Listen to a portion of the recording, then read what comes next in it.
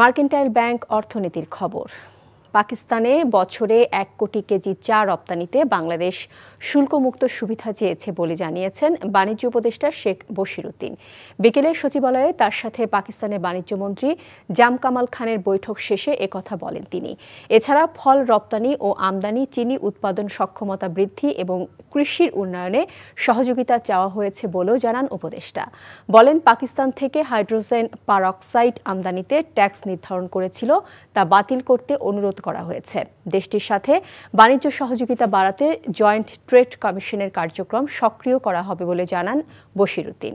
বলেন, পাকিস্তানের বাণিজ্য উপদেষ্টা সকল বিষয়ে একমত হয়েছেন এবং কৌশল নির্ধারণে কাজ করা হবে।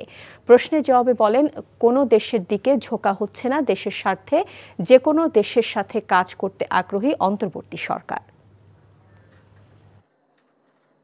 পাকিস্তান একসময় আমাদেরকে প্রায় 1 কোটি কেজি চা duty free, quota free market access দিত। আমরা সেটাকে স্থাপন করার জন্য বাণিজ্য মন্ত্রী মহোদয়কে আমরা অনুরোধ করেছি। ওনারা সকল বিষয়ে আমাদের সাথে একমত পোষণ করেছেন এবং আমাদের এই কমিশনে এই বিষয়গুলোকে প্রাসঙ্গিকভাবে উত্থাপন করে এর প্রয়োগ কৌশল নির্ধারণের জন্য ওনারা একমত হয়েছেন।